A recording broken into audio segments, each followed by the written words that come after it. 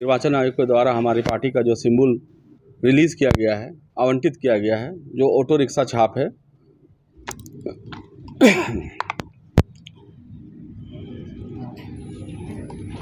जी बताएंगे। जी, तो ये निर्वाचन आयोग का मैं बहुत बहुत धन्यवाद करता हूँ कि पार्टी के लिए हम लोगों का ऑटो रिक्शा छाप बहुत ही अच्छा छाप हम लोगों को मिला है। इसके लिए तहे दिल से धन्यवाद।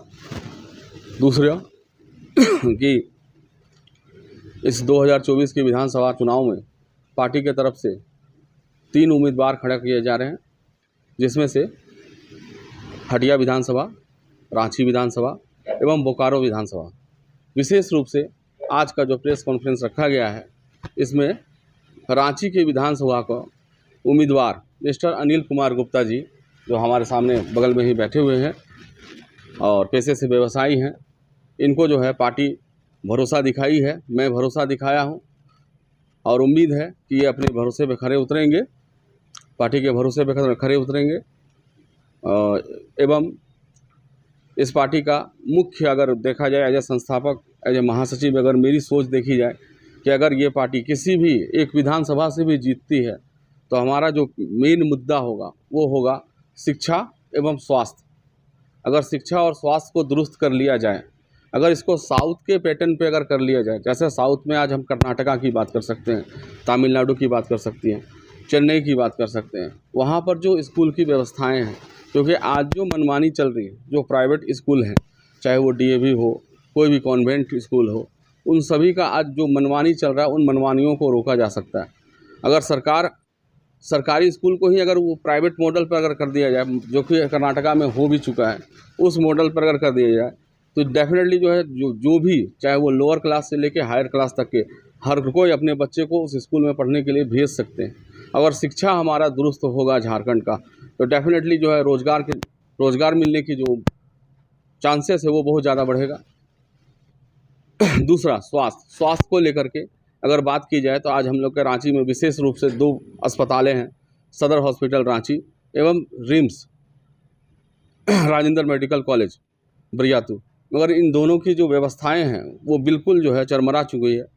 वहाँ पर जो भी लोग आते हैं उनको एकदम भेड़ बकरियों की तरह जो है हाँका जाता है, उनकी इलाज सही से नहीं हो पाती है। तो अगर हमारा रांची से विधानसभा अगर हम जीतते हैं तो कम से कम जिन जिन विधानसभाओं से हमारी जीत निश्चित होती है भगवान की कृपा से, उस विधानसभा क्षेत्र का कम से कम ये 2 चीज़ हम लोग प्रयास करेंगे। और ख़ास करके मेरा पूरा प्रयास रहेगा कि शिक्षा और स्वास्थ्य को हम ठीक कर। जी नहीं, ऐसा कभी भी नहीं होगा, क्योंकि इस जौहर पार्टी का जन्म जो है अगर देखा जाए तो 6 मार्च 2019 को फाउंड किया गया है।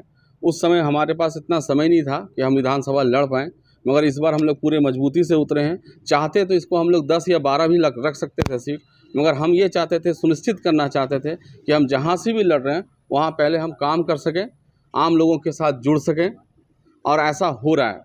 आज अगर हटिया विधानसभा की ही बात की जाए तो वहाँ के जो उम्मीदवार हैं, इस पार्टी के राष्ट्रीय अध्यक्ष भी हैं कुशवाहा विजय कुमार महतो जी, जिन्होंने काफ़ी काम किया है और हमें उम्मीद है कि वहाँ से भी हमारी जीत निश्चित है। या फिर अकेले रहेंगे? जी, अभी इसके बारे में पार्टी या फिर केंद्र के जो भी पदाधिकारी हैं, इसके विषय में अभी कोई बात नहीं हुई है। मेरा तीसरा सवाल आपसे ये होगा, क्योंकि आप रांची विधानसभा की जैसे बात कर रहे हैं, जी, रांची विधानसभा में एक बड़ी एनर्जी लगती है और यहाँ चेहरों का काफ़ी महत्व होता है। जी, आपने जिस चेहरे को चुना है, क्या लगता है कि वो खरा उतरेगा? ये पार्टी का विश्वास है, मेरा विश्वास है कि ये चेहरा खरा उतरेगा। बहुत सारी ऐसी चीज़ें हैं। होता क्या है कि कोई भी पार्टी आती है और आज जैसे अगर देखा जाए तो मान लीजिए जेएमएम है या महागठबंधन है, आज इतने दिनों से, इतने सालों से ये लोग जो है सत्ता बना रही है, मगर ज़मीनी स्तर पर कोई काम नहीं कर रहा। और अगर ऐसा हम लोग कोई भी किसी भी विधानसभा से जीतते हैं तो ज़मीनी स्तर पर काम करेंगे। ये जो जौहर पार्टी है, जौहर पार्टी को हम लोग जब फाउंड करने से पहले हम लोग मंथन किए कि भाई झारखंड में जितने भी पार्टियां हैं, आज बड़ा पार्टियां हैं, सब कहता है कि भाई हम काम करेंगे, लेकिन जैसे ही सत्ता में आता है उसके बाद काम दिखता नहीं है। जैसे आज से पहले 5 साल पहले महागठबंधन कहा कि हम झारखंड को तंदुरुस्त करेंगे, लेकिन जब से महागठबंधन चढ़ा है तब से क्या हुआ, लोग बेरोज़गार हो गए। क्यों? आज बालू हमारा झारखंड में सोना से भी ज़्यादा महंगा हो गया है। एक गरीब आदमी को खाने के लिए सोचना पड़ रहा है कि भाई हम लोग घर से आते हैं, गरीब लोग काम करने के लिए रांची में हम काम करेंगे, लेकिन बालू के चलते आज काम बंद हो गया। ये किसका देन है? ये सरकार की देन है। सरकार ने तो कहा कि हम रोज़गार पैदा करेंगे, लेकिन रोज़गार पैदा नहीं कर पाया। और जोहार पार्टी आज भले छोटा पार्टी है और ये 3 सीट से लड़ रहा है, लेकिन अगर कहीं से भी अगर हम जीत दर्ज करते हैं तो सबसे पहला हमारा सवाल रहेगा मेरा पार्टी का सरकार से कि भाई आप इस चीज़ को सुधारो, इस चीज़ को तंदुरुस्त करो। जो आज बेरोजगारी को आज हमारे युवा पढ़ रहे हैं, सिर्फ पढ़ रहे हैं। युवा को आज पता नहीं है कि हमको क्या करना है। युवा को बस इतना पता है कि हम पढ़ेंगे और नौकरी करेंगे, लेकिन नौकरी सरकार निकाल ही नहीं रही है, नौकरी दे ही नहीं रही, तो कहाँ से नौकरी करेगा भाई? पढ़ने से क्या हो जाएगा? इसीलिए मैं तो जितने भी युवा लड़का हैं जो आज के डेट में कॉलेज स्टूडेंट हैं, जो पढ़ रहे हैं, मैं उनसे आग्रह करूँगा कि आप आगे आओ और इस पार्टी का दामन को थामो और आप झारखंड को आगे लेके जाओ।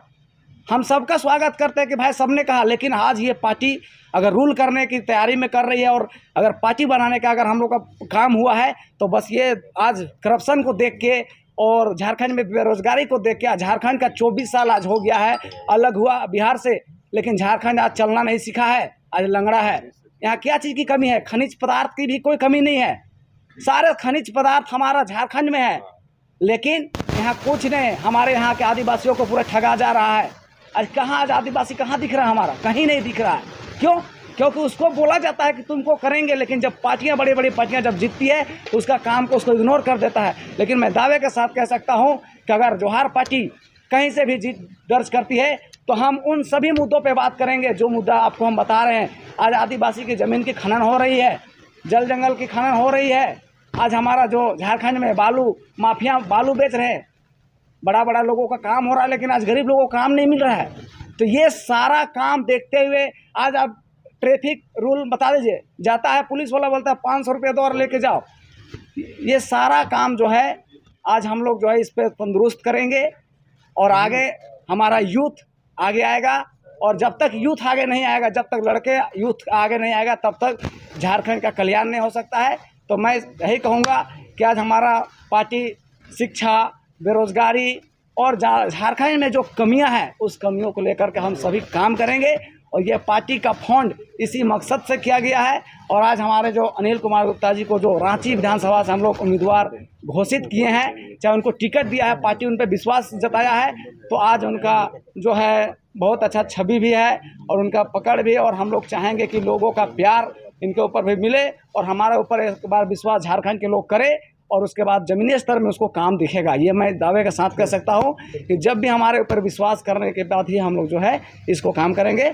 और आप सभी को पुनः एक बार बहुत बहुत धन्यवाद। मेरा नाम राजकुमार प्रजापति जी हुआ और मैं इसी झारखंड और मांझी रांची का निवासी हूँ और इस पार्टी का कोषाध्यक्ष और पार्टी फाउंडर। जनता के बीच तो मुद्दा बहुत है, लेकिन सारा मुद्दा पर तो बात नहीं हो सकती है। एक दो मुद्दा पर, 2-3 मुद्दा पर बात करते हैं। सबसे पहला तो शिक्षा के विषय है। शिक्षा लोल है, शिक्षा नहीं है झारखंड में। और शिक्षा के लिए ही हम लोग प्रयास करेंगे जब हम लोग इस पे ये है तो।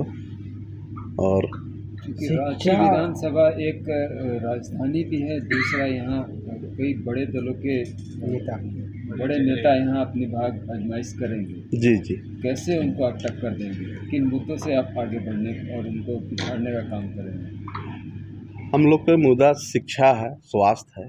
शिक्षा और स्वास्थ्य के अलावा क्या आपके पास में और कौन सा मुद्दा पे आगे जाइएगा? क्योंकि रांची विधानसभा से जो है एक से एक दिग्गज उम्मीदवार है, कैसे टक्कर दीजिएगा? देखिए, उम्मीदवार तो बहुते हैं, है ना। और इसमें क्या है कि बहुत